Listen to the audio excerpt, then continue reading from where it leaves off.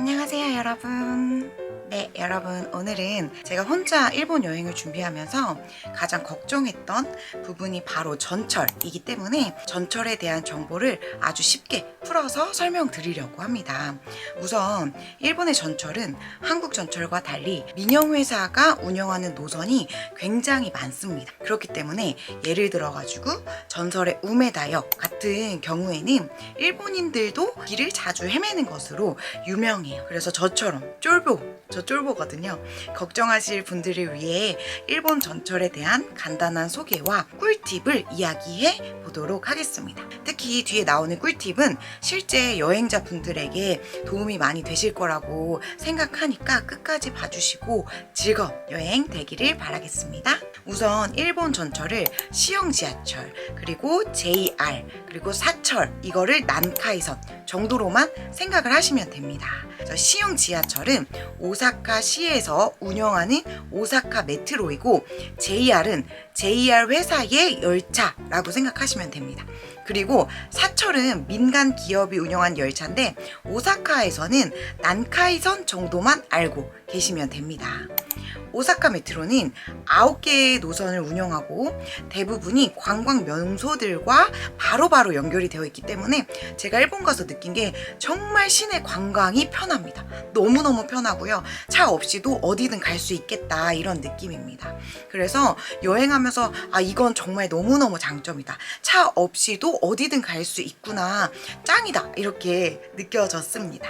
특히 미도 스시센 이 있어요. 미도 스지센. 이거는 시노사카, 우메다, 신사이바시, 남바, 테노 지역을 운영하는데 여기가 이제 여행자들이 가장 많이 이용하는 노선입니다. 그래서 이 부분을 이용하실 때는 제가 앞에 영상에서도 말씀드렸던 오사카 패스를 사용하시면 됩니다. 근데 뒤에 설명할 JR 그리고 사철인 난카이선에는 오사카 패스가 사용 불가해요. 그래서 이 오사카 시형 전철에서만 사용할 수 있는데 이 오사카 메트로만 사용해도 저는 이거 뽕 뽑는다 라고 생각했기 때문에 돈이 전혀 아깝지 않았고 만족스럽다라는 느낌이었습니다. 그리고 이게 9개 노선이지만 노선마다 색깔과 영문 글자가 다 다릅니다. 예를 들어가지고 뭐 분홍색 S, 빨간색 M 이런 식인데, 그래서 저는 애초에 여행을 준비할 때 이렇게 적어갔어요. 제가 계획 짜 놓은 건데요. 이런 식으로 색깔에 맞춰가지고 미도스시센 빨간색 M, 보라색 T 다니마치선, 히가시 우메다역, 분홍색 S 센니치마 에선, 초록색 C 조선, 이런 식으로 저는 다 색깔을 구분해 갔거든요. 사실 이렇게 해가니까 이 표식만 보고도 충분히 다닐 수가 있어서 정말 도움이 많이 됐습니다. 이렇게 해두시거나 아니면 바로바로 구글 맵으로 찾으면 친절하게 구글 맵에서도 다 나와요. 그 표식이 다 나오기 때문에 색깔만 찾아가도 헤맬 일은 별로 없다. 그래서 구글 맵 잘 보시고 색깔을 잘 찾아가시면 된다. 정말 시형 지하철은 헤맬 일이 거의 없습니다. 다음 JR입니다. JR은 여러 노선이 있는데 오사카에서는 대부분 유니버셜 스튜디오로 이동할 수 있는 유메사키센, 그리고 오사카와 교토를 연결하는 교토센 정도만 알고 계시면 됩니다. 다른 패스로 JR은 이용이 불가능하기 때문에 JR은 무조건 티켓을 따로 구매하셔야 됩니다. 그래서 저도 여행 중에 JR만 티켓을 따로 구매했습니다. 오사카 시내에서는 유니버셜을 가거나 오사카 성을 갈 때 이용하실 수 있습니다. 사실 이거 외에는 JR을 관광하시는 분들이 타실 일은 별로 없을 거예요. 그래서 유니버셜 가실 땐 근데 무조건 타니까 알아두시면 좋을 것 같고요. 그 다음 마지막 사철입니다. 사철은 오사카에서는 간사이 공항에서 오사카 중심의 남바역까지 오는 라피트를 탈 때만 저는 이용을 했습니다. 라피트 말고 다른 열차도 있어요. 라피트는 쉽게 생각하시면 공항 철도 같은 건데 쾌적하고 짐을 놓을 수 있는 공간이 따로 있습니다. 그리고 열차 자체가 동그란 창문이 있어가지고 그냥 예뻐요. 다른 전철보다 예쁘고, 그리고 또 라피트는 보통 난카이 공항에서 남바까지 들어오는데 보통 열차들이 50분에서 60분 정도가 걸리거든요. 근데 이 열차를 타면 36분 정도에 도착을 할 수 있습니다. 그 대신 이 열차는 30분에 한 번씩 있기 때문에 이 시간을 잘 맞춰야 시간 낭비를 안 할 수가 있다. 그래서 저는 도착해서 남바로 들어갈 때 탔었고 다시 간사이공항으로 올 때도 탔는데 만족도는 100%였습니다.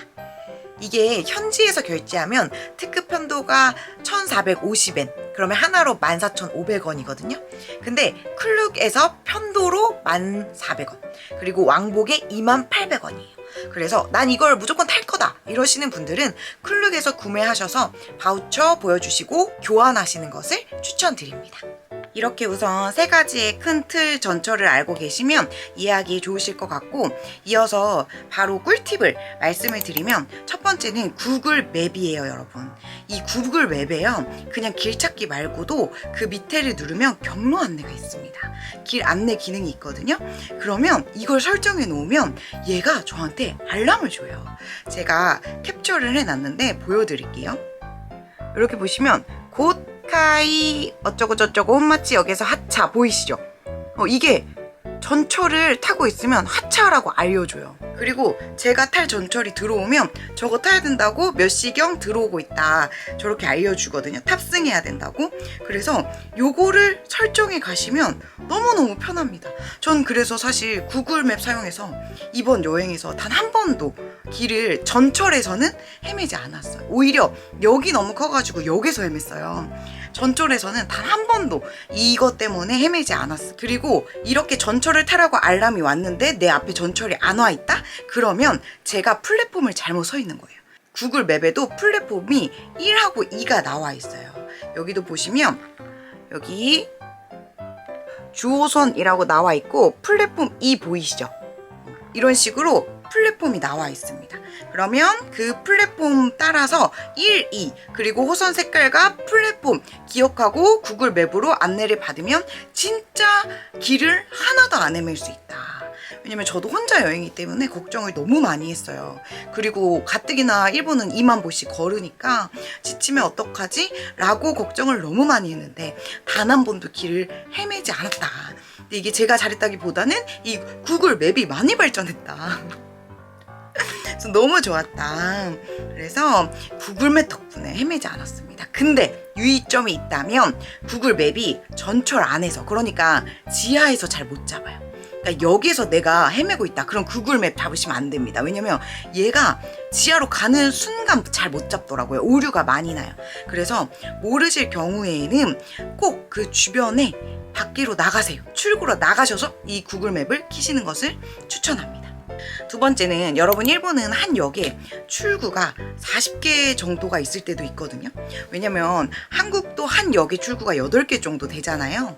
근데 거기로 3개의 다른 회사의 전철이 지나간다고 생각을 해보세요. 당연히 출구가 많아지겠죠. 그렇기 때문에 혹시라도 지하철에서 길을 잃으신다면 무조건 가까이 보이는 출구로 나오셔서 구글 맵으로 내 목적지를 찾는 것이 가장 빠른 방법입니다.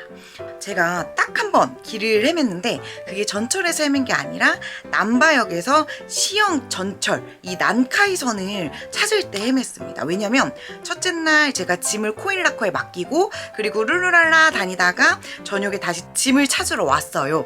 근데 그땐 당연히 시형 전철로 들어왔겠죠?